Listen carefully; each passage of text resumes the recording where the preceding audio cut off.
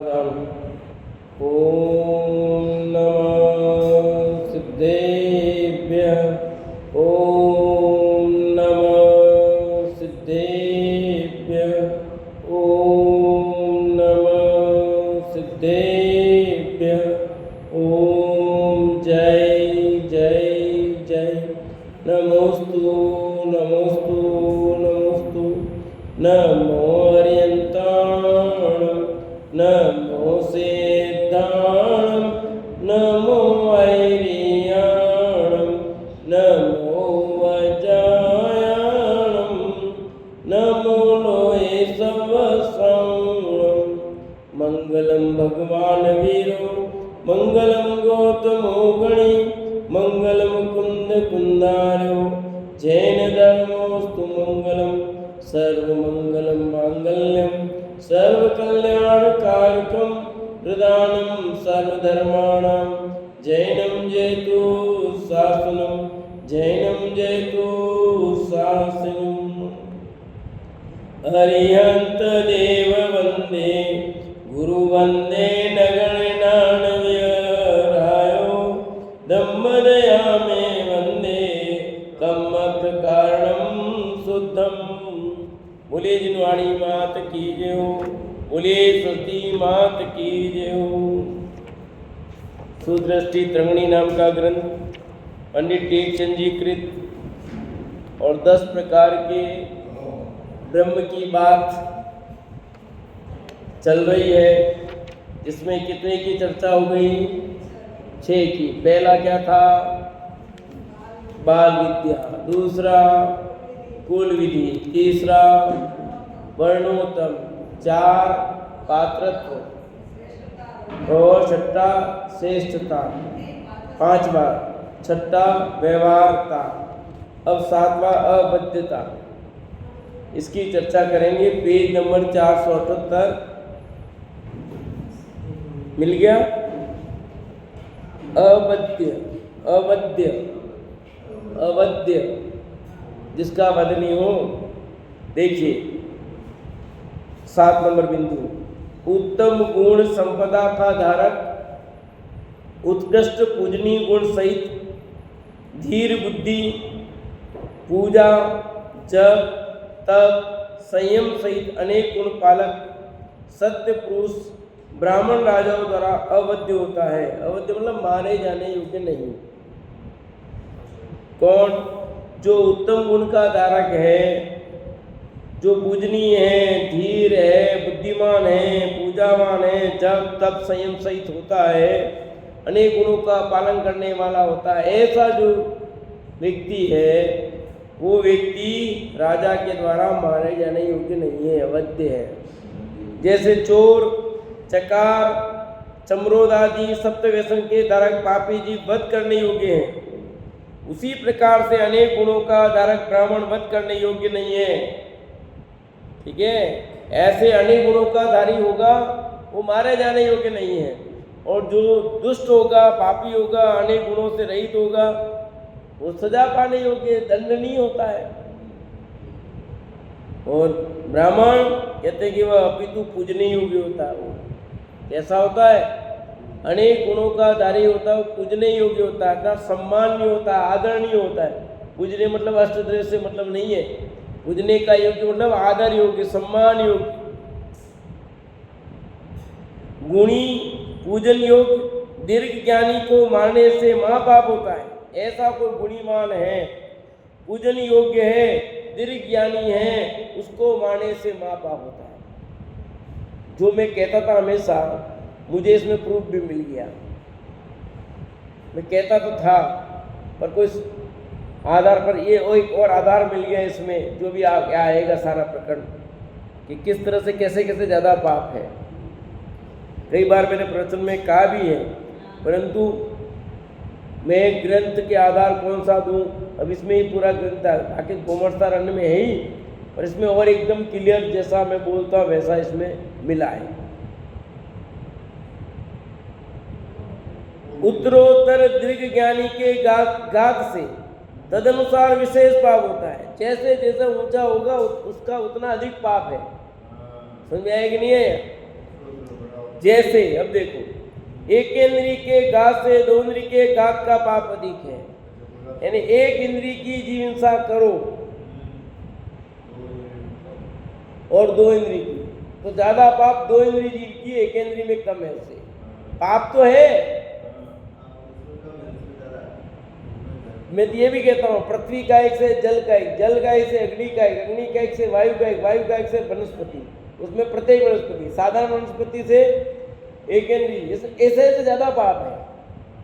मैंने कई बार बोला है वचन में, ध्यान हो तो ये एकदम मुझे मेरा प्रमाण प्रूव हो गया है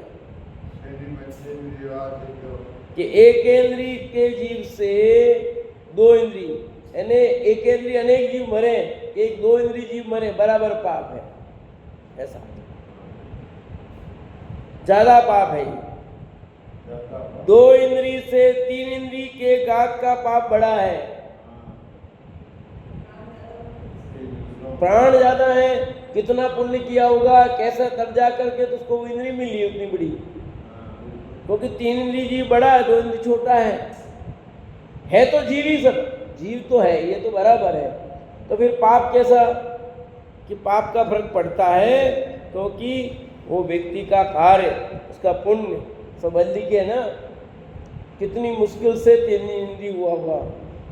दुर्लभ लई जो चिंतामणि, क्यों पर्याय लई रस तणी, लट पिपिल अली आदि, शरीर धर धर मरियो सही बहु पी। तो दो इंद्रिय त्रस पर्याय प्राप्त करना कठिन लिखा, लट पिपिल अली आदि शरीर, क्यों चिंतामणि रतन, क्यों पर्याय लई त्रस तणी, चिंतामणि रत्न की तरह त्रस पर्याय प्राप्त करना कठिन है। लिखा कि नहीं लिखा? त्रस पर्याय एक इंद्री से दो इंद्री, दो इंद्री त्रस पर्याय, दो इंद्री से तीन इंद्री का पाप ज्यादा, तीन इंद्री से घात से चार इंद्री का घात का पाप विशेष है। एक चार इंद्री जीव मच्छर, एक मच्छर मर गया, ज्यादा पाप है एक चींटी मरने से। अनजान से भी मरेगी तो पाप लगेगा, प्रमाद है, प्रमाद का दोष है। आप अनजान से, हाँ सावधानी रखते हुए जीव मर जा रहा है तो पाप कम है। आप बचाने का पूरा इतना चार पूर्व विवेक पूर्वक कर रहे हो कार्य, फिर भी वो मर जाती है तो पाप कम लगेगा। पर अपन चल रहे हैं, देख ही नहीं चल रहे हैं, जीव मरा पूरा पाप लगेगा। मरे नहीं मरे तो पाप है, वहां क्यों लिखा? हाँ, क्योंकि आप देख के तो चल ही नहीं रहे हो ना, आपको जीव रक्षा का परिणाम है नहीं, आप चल रहे हो ऐसे। जीव मरे या ना मरे इससे नहीं है पाप, पाप आपकी प्रमाद की जाए। चार इंद्री से पंचेंद्री के घात का पाप बहुत है। चार इंद्री से पांच इंद्री असंगी, और भेद कर रहा हूं इसमें, चार इंद्री जीव से एक असंगी पंचेंद्री जीव मरे, ज्यादा पाप।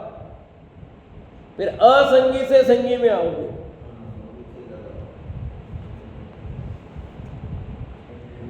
इस प्रकार ज्ञान के घात से इंद्रियों का घात तथा इंद्रियों के घात से ज्ञान का घात होता है।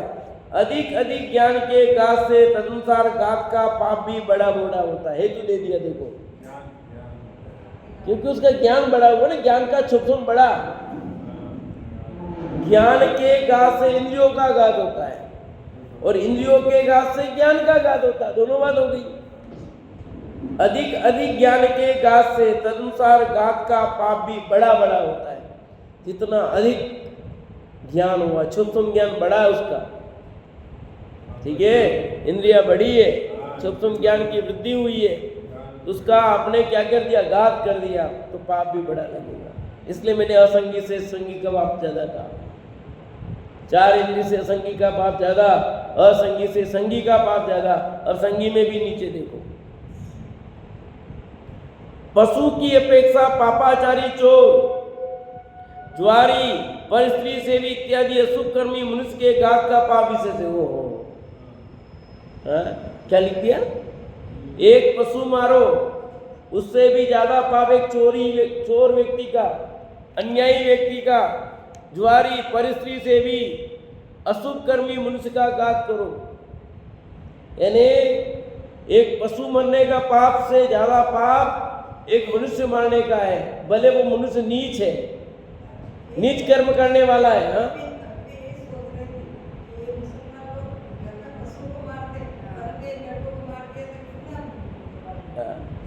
तो नीच कर्म करने वाला है, पर वो मनुष्य है ना, तो आपने उसका क्षोभ तो उसका विशेष हुआ है, उसके इंद्रिया प्रबल है, वो बदल सकता है, आपने उसका घात कर दिया, पाप ज्यादा लगेगा? नहीं, काय को लगेगा? ऐसे नीच व्यक्ति को मारने में कहाँ पाप लगेगा? हाँ, जिसने किसी के व्यक्ति लड़के को मार दिया हो, ऐसे लोगों को मारने में पाप लगेगा क्या? बैठे रहो तुम लोग, ऐसे करोगे तो दुनिया चलेगी क्या? अरे भैया, वस्तु स्वरूप तो समझना ही पड़ेगा और पाप को पाप स्वीकार करना पड़ेगा। ये फोकट की बात कहने से नहीं चलता है।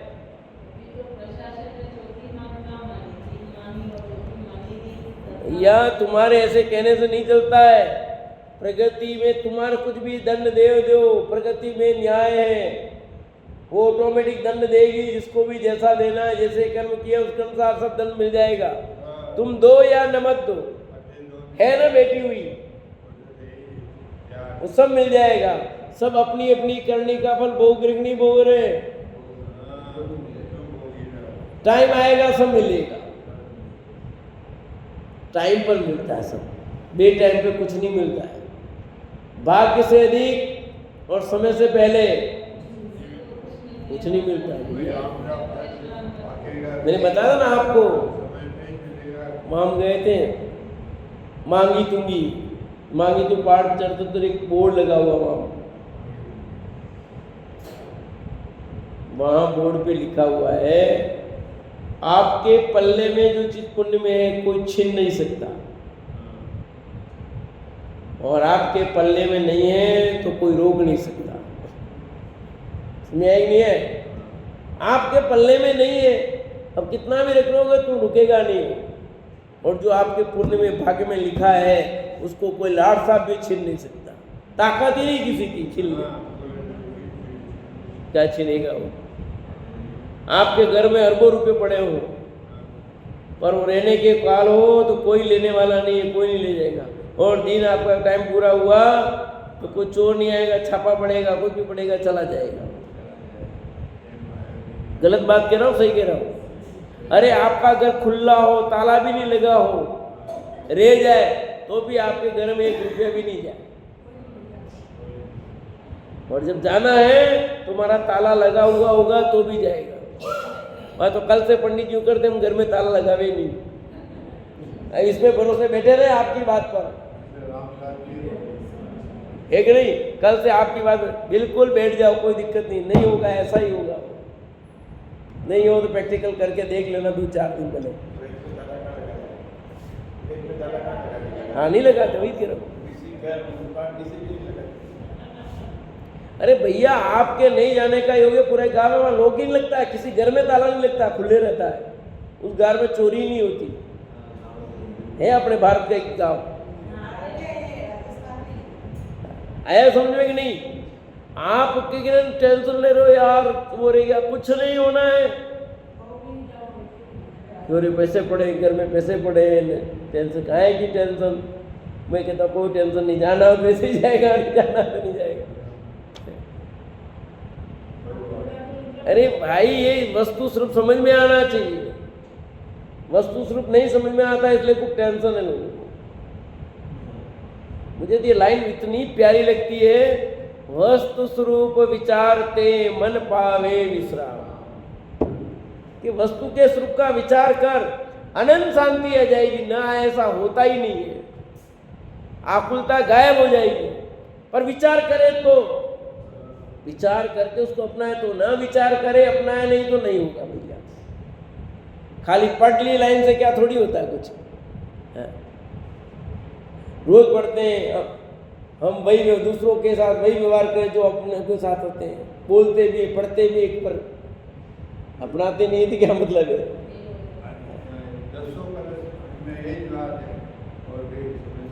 ये तो भाई बात तो जिरवाणी की यथार्थ है, सत्यार्थ है, समझने जैसी है, स्वीकार करने जैसी है, पर करे कौन? सुखी होने का मार्ग है ना भी, हूं परमात्मा छू पण एम नक्की कर, पर करना ही नहीं चाह रहे ना। आया तक नहीं आया था भी, एम अनुभव कर, पर किसको करना है, किसको नक्की करना है? अपने को तो सब नोट छापने, अपने को तो घर गृहस्थी चलानी है, अपने को दुनिया ही चलानी है, व्यवहार में बैठे सब व्यवहार ही व्यवहार निभाने हैं। कितनी क्या कह रहे, एक एक जीव का पाप कितना ज्यादा है। देखो भाई, और कहते हैं ये जो बात लिखी नहीं, एक पशु मर जाए और एक अन्याचारी अत्याचारी मनुष्य की हत्या, बड़ा पाप। ये बात तो बाकी सब तो गले उतर जाती, पर ये गले नहीं, अरे नहीं उतरे के कैसे चलेगा क्या? मनुष्य पर्याय कितनी मुश्किल से मिलती है भाई,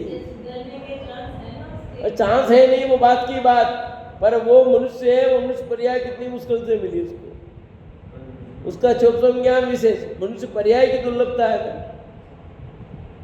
अब लिखते हैं, इनसे व्यसनादि दोष रहित भले मनुष्य के घात का पाप विशेष, एक दुराचारी मनुष्य मारो और एक सज्जन व्यक्ति को मारो, तो दुराचारी के मारने का पाप कम और एक सज्जन व्यक्ति का मारने का पाप ज्यादा। जो व्यसन रहित है, भोला है, सीधा व्यक्ति है, चोरी नहीं करता, बेईमानी करता नहीं, ऐसे सज्जन व्यक्ति को मार दिया, विशेष पाप है। आपका पाप कितना बढ़ गया समझ लेना ही हिसाब। इन सामान्य मनुष्यों की अपेक्षा जपी, तपस्वी, संयमी, दानी, दयावान, निर्दोष व्यक्ति में ज्ञान विशेष होता है, अतः इन्हें मारने का पाप विशेष है। एक सामान्य व्यक्ति का मारा और एक पंडित जी को मारा, आपने ज्ञानी को मारा, दयावान को मारा, दानी व्यक्ति को मारा, धर्मात्मा व्यक्ति को मारा आपने, विशेष पाप है। कितने मनुष्य सामान्य मर जाए, कितना एक ज्ञानी मरे, बहुत ज्यादा पाप है। और देखो, ब्राह्मण संयम जब तक व्रत का धारक होने से उसके घात का पाप विशेष होने के कारण विवेकी राजा ऐसा दीर्घ पाप नहीं करता है। क्यों ऐसे व्यक्ति को दंड नहीं देगा, क्यों वध नहीं करता है? कि एक ब्राह्मण को मारना, एक जैनी को मारना बहुत बड़ा पाप है,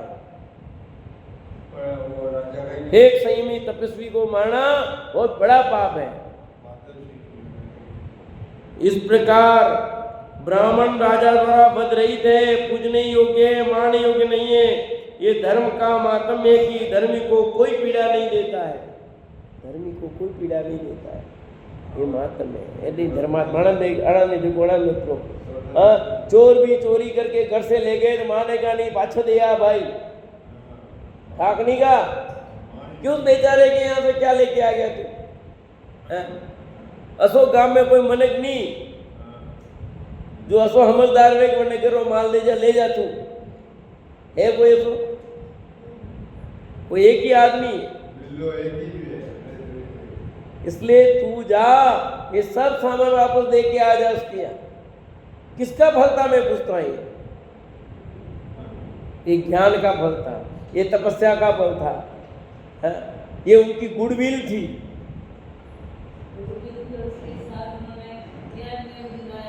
दूसरा देखें तो क्रमबद्ध पर्याय में भी जाने का योग था, गया, आने योग्य था, आया, पर सब बातें लगानी, जहां जब जैसी जहां बात लगानी है वो समझा लेना।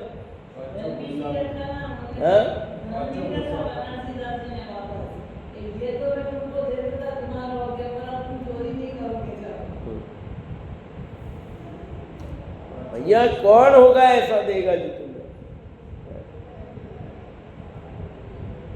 कौन होगा ऐसा?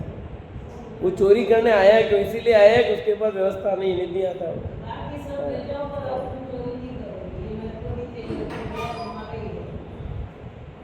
चोरी का माल है, चोरी योग्य अन्यथा हो गया, ब्राह्मण राजा द्वारा बध रही थे, पूजनीय योग्य मानने योग्य नहीं है। इस धर्म का महात्म्य है कि धर्मी को कोई पीड़ा नहीं देता है, और देता है तो वो महापापी है। कोई धर्मी को पीड़ा देता है वो महापापी है, कितना बड़ा पाप करता है। अभी और आएगा, इसमें नीति में बताऊंगा। यदि ब्राह्मण भी दया धर्म रहित हो, क्रोध मान माया लोभादि व्यसनों का धारक होता है, तो दीनता प्राप्त करता है। यदि वो ब्राह्मण हो गया कुल से, परंतु क्रोधी हो, मानी हो, मायावी हो, लोभी हो, तो फिर वो पूजा थोड़ी जाता है, उसका सम्मान थोड़ी होता है। क्या वो दीनता प्राप्त करता है। वो गुणों के बिना महत्व नष्ट हो जाता है। जगत में गुणों की पूजा होती है। इसे लिखा मोक्ष मार्गस्य नेतारम वेतारम कर्म भूभृतम ज्ञातारम विश्व तत्वानाम वंदे तद गुण लब्धे। क्या लिखा? वंदे, किसमें लिखा? मोक्ष शास्त्र का मंगलाचरण है कि नहीं, कि वंदे तद गुण लब्धे। और जैन धर्म में तो गुणों की पूजा होती है, व्यक्ति की पूजा नहीं है। पर जिसमें गुण होते हैं वो जिस व्यक्ति में गुण होते हैं वो व्यक्ति पूजा जाता है। अरे भैया, सचमुच कहीं नहीं होती, गुणों की पूजा होती है दुनिया में। अपने तो कहते ना, अपने कहावत है, काम वालों को मनक वालों, काम वालों यानी व्यक्ति नहीं, उसका काम प्यारा है, उसका काम करेगा तो उसको सम्मान करेगा, काम नहीं करता कोई नहीं है। आप अभी चलते फिरते बढ़िया काम करते, आप पूछेंगे काम करना बंद हो गया, कौन पूछे? है जिससे काम नहीं हो रहा है उससे कौन पूछे? अभी हम रंगलाल जी के पास नहीं जाते, क्यों? बेचा कर नहीं सकते। नहीं, रंगलाल जी कहते चलो हम दवा चाल लो, बटे चाल लो, बटे चाल लो। अब उनसे होता नहीं। मैं बहुत विकल्प आ रहा था, बेटे बेटे काका से बात कर रहे थे। अभी रंगलाल जी बढ़िया होते तो अपन लेके चल देते, अब वो नहीं चल सकते तो अपन। अरे दुनिया में ऐसा सिस्टम है भैया, काम करता है ना तब सब अच्छे लगते हैं, जब काम नहीं होता तो कौन पूछता उसको? क्या होता? यही होता कि नहीं होता है? तो जगत में व्यक्ति की नहीं, गुणों की पूजा होती है। पूजा किसकी पूजा होती है? हमने क्यों याद किया? तो उन्होंने ऐसा काम करते थे, उनको गुणों को याद किया, इसलिए वो व्यक्ति याद आ गया, नहीं तो क्यों आता? देखो कोई भी हो, गुण पूजे जाते हैं। अभी अपन इतने याद करते हैं महापुरुषों को, क्यों? उनके गुण थे इसलिए याद करते हैं, नहीं तो चले गए। कुन आचार्य को क्यों याद करते हैं? उनको उन्होंने वो तत्व दिया, वो गुण थे, इसलिए याद करते हैं। कितने आचार्य हो गए, पर कितने आचार्यों को याद करते हो आप? कितने मुनिराज हो गए जिनका नाम भी नहीं है कहीं को।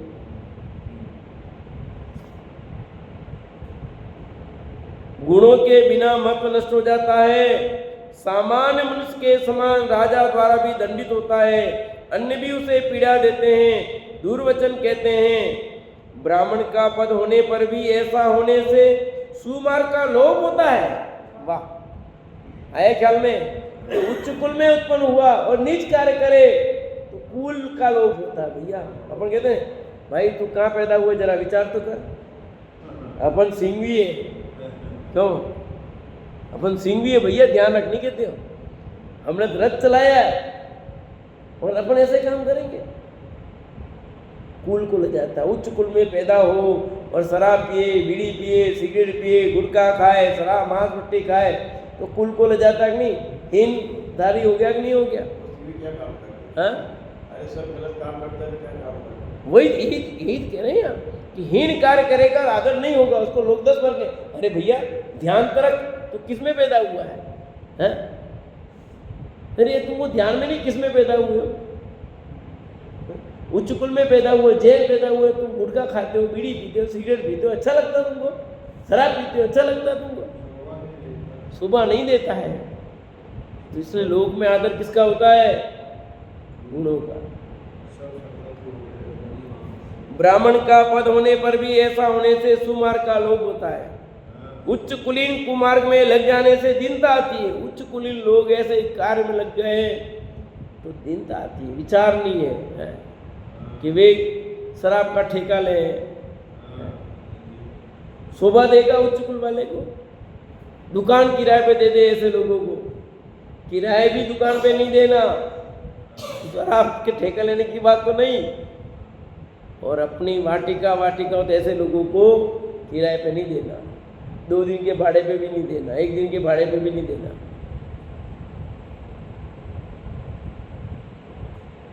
अभ्यास होता है उससे, धर्म आचार मिट जाता है। सुमार्ग दया धर्म से रहित हो जाने पर पूज्यपद नष्ट होता है, राजा से अनादर पाता है। तब वो व्यक्ति राजा से यानी बड़े व्यक्ति से अनादर पाएगा, सम्मान नहीं पाता वो। अतः विवेकी उत्तम ब्राह्मण को उत्तम दान, धर्म, संतोष, जप, तप इत्यादि अनेक गुणों की रक्षा करते हुए त्रस्त स्थावर सभी जीवों का हितेच्छु होना चाहिए। ये उत्तम गुण है। क्या कहा? ये उत्तम गुण है कि हर दृष्टि से वो उच्च होना चाहिए। उत्तम दान करे, धर्म करे, संतोष करे, जप करे, तप करे, अनेक गुणों की रक्षा करे, त्रस्त स्थावर जीवों की रक्षा करे, तब वो बड़ा आदमी बनेगा।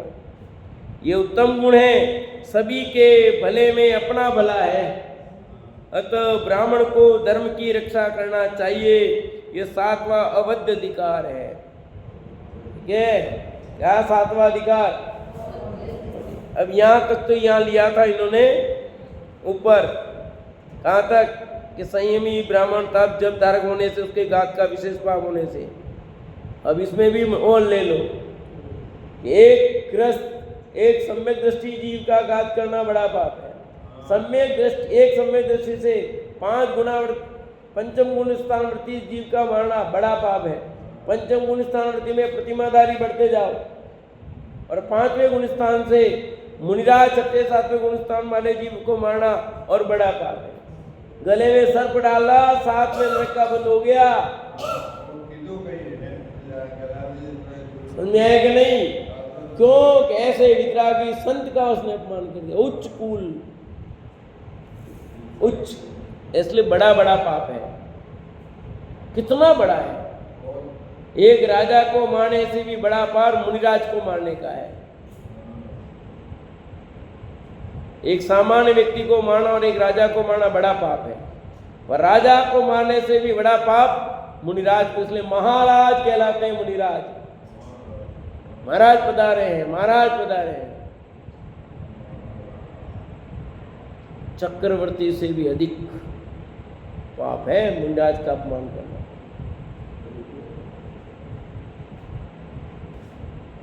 कितना घात, इसलिए अवध्य लिखा है।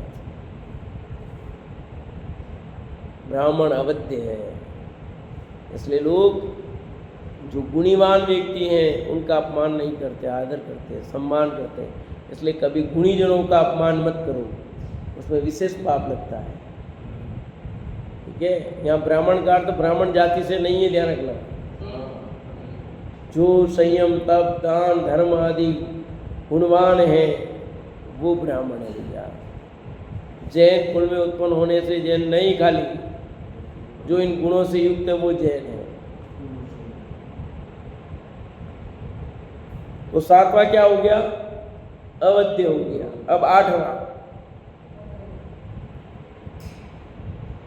धर्म में स्त्रीभूत आत्मा संपन्न होना चाहिए। आत्म संपन्न ब्राह्मण सभी से अदंडित है, किसी से भी दंड योग्य नहीं है।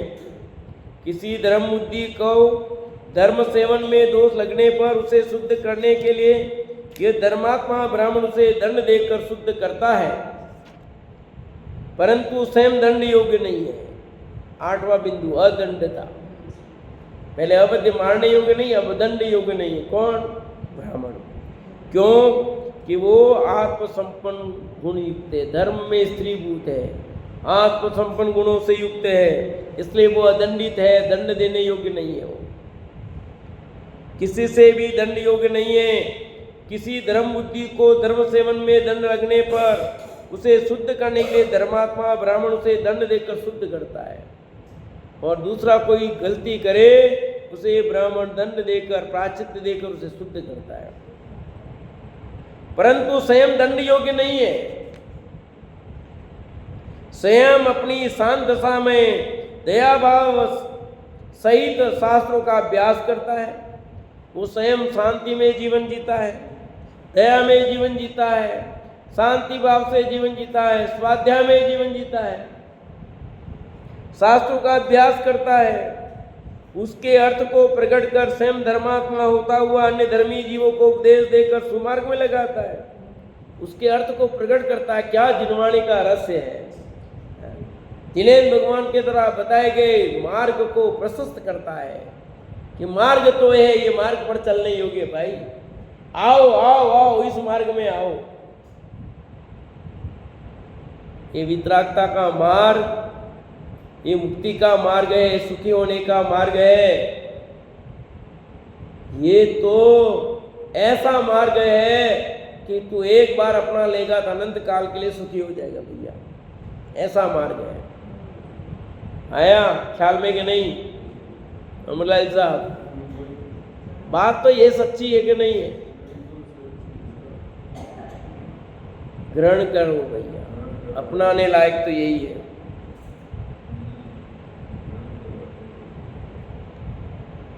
धर्मात्मा जीव धर्मी जीव द्वारा दिए गए उपदेश को तथा अतिचार लगने पर दिए गए प्रायश्चित को अंगीकार करते हैं, अतः धर्मात्मा पुरुष राजा द्वारा दंडित करने योग्य नहीं है। धर्मात्मा पुरुष राजा द्वारा दंड देने योग्य नहीं होते, क्योंकि वे न्याय मार्ग से जीते हैं। अन्याय मार्ग से जिएंगे नहीं, दंड क्यों मिलेगा? क्योंकि वो न्याय मार्ग पे चलोगे, आपको कौन करेगा? ट्रेन में टिकट लेके चढ़ना, बिना टिकट लेके चढ़ोगे तो दंड मिलेगा कि नहीं मिलेगा? तो धर्मात्मा व्यक्ति पहले टिकट ले लेगा है? और ऐसे व्यक्ति भी जब रात में 12 बजे अब उम्र पूरी 1 साल बढ़ गई, लाओ टिकट दे दो भैया, कैसे मिलेगा? ऐसे व्यक्ति को दंड कौन देगा बताओ? है कि आज मेरे इतने साल हैं, रात की 12 बजे तारीख बदल रही है, मेरी उम्र बढ़ रही है, अब उसके योग्य 12-13 साल से टिकट पूरी 12 तक आधी, अब आधी टिकट और ले लो। ऐसा व्यक्ति है कोई अपने में? लेंगे अपन कोई? मैं पूछता हूँ। अरे वो तुमका उदाहरण दे दिया ना मैंने, अब तो मैं अपनी बात कर रहा हूँ। है अपन कोई? तो फिर दंड कहाँ मिलेगा? ऐसे धर्मी जीव होंगे, ऐसे ज्ञानी जी, उनको कौन दंड देगा बता? अपन तो क्या नहीं टिकट ले तो बढ़िया है कि ऐसा आदमी कहाँ से पैदा हो गया जो रात टिकट लेने आ गया है? आश्चर्य नहीं लगेगा? क्या लगेगा? ये 8वां आश्चर्य है। ढूंढोगे तो नहीं मिलेगा ऐसा कोई व्यक्ति, और लेने में जाएगा तो क्या मूर्ख आदमी है तू, क्या पर पड़ गया? तुम बैठे पहले बैठ गए हो ना भैया, ऐसा नहीं लेते तो गलत नहीं, क्योंकि ऑलरेडी पहले बैठ गए। हमने कहा ले लो,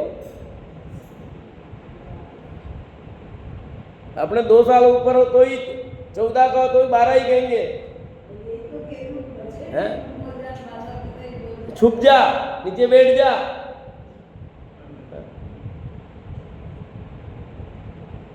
तो भैया ज्ञानी जीवों को, सही मार्ग पर चलने वाले को कौन दंड देगा?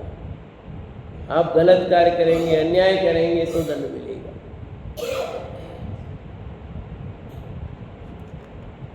यदि कभी किसी कर्मयोग से धर्मी जीव पर दोष आ पड़ता है तो धर्मात्मा राजा यथा योग्य दंड देकर पुनः उसे धर्म में दृढ़ करता है।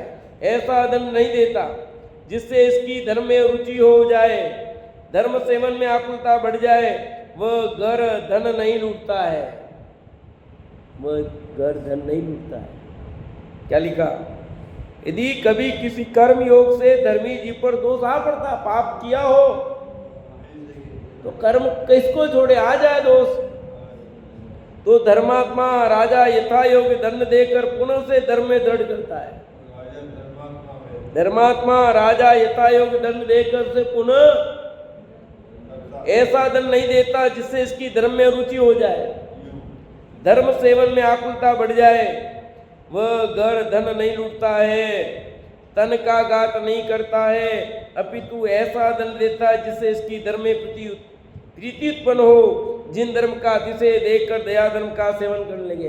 दंड भी ऐसा देगा कि इसकी धर्म रुचि हो जाए, पूरा इस धर्म के प्रति अरुचि नहीं हो जाए। कि ये धर्म का फल है कि जिसके कारण मुझे अल्पदंड मिला और मैं ऐसा भावना, ये धर्म का ही फल है जिसके कारण मुझे दंड तो बहुत मिलने वाला था पर अल्पदंड मिला, इसलिए मुझे अब इस मार्ग में बराबर बने रहना चाहिए, ऐसा दंड देता था। जिन धर्म का अतिशय देकर दया धर्म का सेवन करने लगे। अरे इतने सारे उदाहरण इस समय के इतिहास के पन्नों में, पुराने नहीं, मैं इतिहास के पन्ने अब ताजे उदाहरण दे रहा हूं। अमरचंद दीवान के, रोनमल जी साहब के क्यों दे रहे हैं? क्यों वो कहते हैं कि नहीं हमारा समय मत बढ़ाओ, हमारी तनख्वाह मत बढ़ाओ, हमारा समय घटा दो। नहीं चाहिए, इतने वर्ष तक तनख्वाह नहीं बढ़ाई, अब जब पता लगा इस आदमी इतनी वेतन पे काम कर रहा है, बोला बढ़ा दो। पर कहते हैं मेरे वेतन की जरूरत नहीं, चल जा रहा है इतना काम, चल जाएगा इतने में। आप थोड़ा समय कम करना ही चाहते हो ना, तो थोड़ा समझा के स्वाध्याय ज़्यादा कर सको। कौन मिलेगा ऐसा बताओ?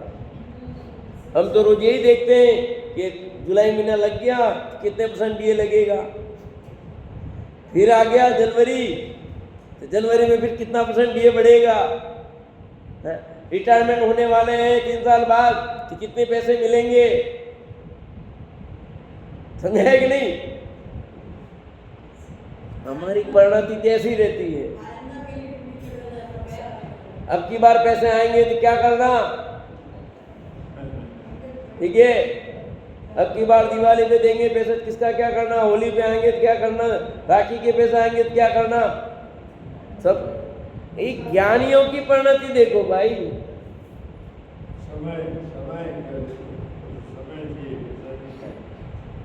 वे कहते हैं कि मेरा समय कम कर दो जिससे मैं स्वाध्याय कर सकूं, मुझे पैसे से काम चल रहा है, मेरा इतने से काम चल जा रहा है, चल जाएगा। इतिहास के पन्ने आपको प्रूफ दे रहे कैसे होते हैं ज्ञानी। तो ऐसे को कौन दंड देगा, कैसे दंड नहीं, वे तो धर्मात्मा अदंड है। रोनमल जी महाराज, रोनमल जी को भी दंड मिला, वो गलत दिया गया, राजा पछताया, खूब पछताया, पर जो हुआ वो दंड दिया क्या गया है, वो तो हाथी देखो दंड देने को तैयार नहीं है, पर टूर्नामेंट जी साहब सत्य के तब वो पैर रख रहा है। आपने पशु भी ज्ञानियों का इतना ध्यान रखते हैं, तो अन्य की बात तो क्या है। अब बात रूप में छोड़ दो, कोई राजा ऐसा हो जैसे टूर्नामेंट जी के समय हो गया वो, और बाद में तो उसको भी बहुत पछताता था, वोटों के हाथी की ऐसी घटना है कि नहीं भैया, कि ये तो सब अभी की घटना है ना, ये कोई चौथे काल की घटना नहीं बता रहा हूँ जो आपको बताई मैं, ये सब घटनाएं आपको कब की बता रहा हूँ मैं, पंचम काल के 2000 पहले की नहीं, ये भी ताजा 100 वर्षों की 150 वर्षों की घटना बता रहा हूँ, 200 वर्षों की घटना बता रहा हूँ, कि ये भी गप है क्या जी? जी ये तो ताजी घटना है ना सब। और आज भी ऐसे लोग जो इतिहास के पन्नों में ऐसा कार्य कर रहे हैं जिससे जैन धर्म की प्रभावना होती है भाई।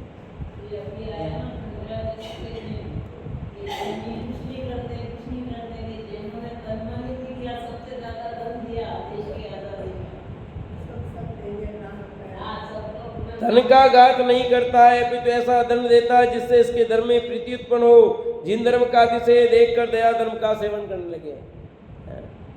है तो ना, यूट्यूब पढ़ाओ ये जैनी जीत गए। क्यों जीत गए? कि समय शिखर पहाड़ पर जो मांग थी वो पूरी मान ली गई कि अब मांस नहीं बिकेगा, कोई शराब सेवन नहीं कर सकेगा। शांतिपूर्वक आंदोलन करने वाला समाज कभी आंदोलन करता नहीं, पर पूरा समाज आंदोलित हो गया इस बात पे कि उनके धर्म की श्रद्धा की जब बात आई तो सब खड़ा हो गया, और शांति तरीके से पूर्ण उन्होंने बात रखी, सरकार ने मान ली, पढ़ा ना। तो क्यों भाई, हमें अशांति थोड़ी चाहते हैं, हम तो शांति चाहते हैं। और हम बात भी तो जीव दया की बात कर रहे हैं, हम लोग तो थोड़ी कह रहे। कि हमारे तीर्थ स्थान पर जीवों का घात करोगे? फिर जीव बचाना चाहिए, दयावान है कि मारना चाहिए जीवों को? इस प्रकार सर्वलौकिक दोष से रहित उत्तम आचारवान दया धर्म का धारक यह धर्मात्मा ब्राह्मण राजाओं द्वारा दंड है। कौन देगा ऐसे व्यक्ति को दंड? नहीं देगा, अदंडनीय है तो। अरे निरपराधी को कौन दंड देगा? हाँ, महामूर्ख होगा वो दे सकता है, ऐसे भी लोग हो सकते हैं अपवाद रूप में, पर वो भी दंड उसको पूर्व जन्म का मिलेगा। पापी जनों के समान धर्मात्मा को भी दंड देने योग्य जानकर दंड देने वाला प्रजापालक राजा अन्याय के कारण अपयश प्राप्त कर थोड़े दिनों में राज्य से भ्रष्ट हो जाता है। कि जो ऐसा करेगा वो राजा भ्रष्ट हो जाएगा, जल्दी चला जाएगा।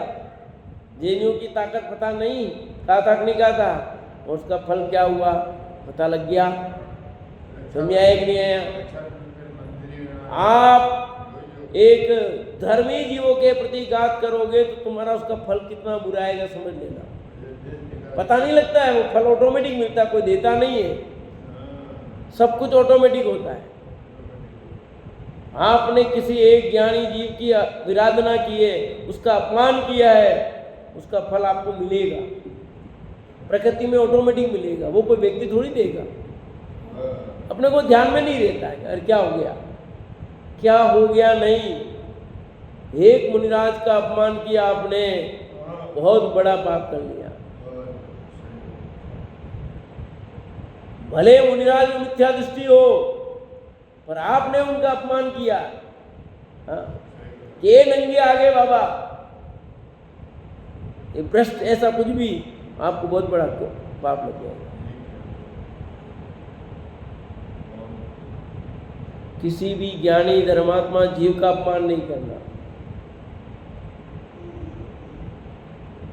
उसकी अनीति देखकर धर्मात्मा पुरुषों द्वारा देश छोड़ दिए जाने के कारण देश धर्मात्मा जीवों से रहित हो जाता है। क्या आपके कारण उसकी विराधना की और उसको ऐसा लगा वो देश छोड़ देगा, वो गांव छोड़ देगा, वो आपका कॉलोनी छोड़ देगा, मतलब जो एरिया है छेड़ देगा, उससे कितने बड़े को हानि होगी। दादा कहते ना कि तुम उस मदारी को डमरू यहाँ नहीं बजाने दोगे, तुम्हारे बच्चे तो बिना पैसे देख लेते, पर वो डमरू बजाने वाला डमरू तो बजाएगा ही बजाएगा। इस जगह दूसरी जगह दिखाएगा, हमारा डमरू बंद नहीं होगा।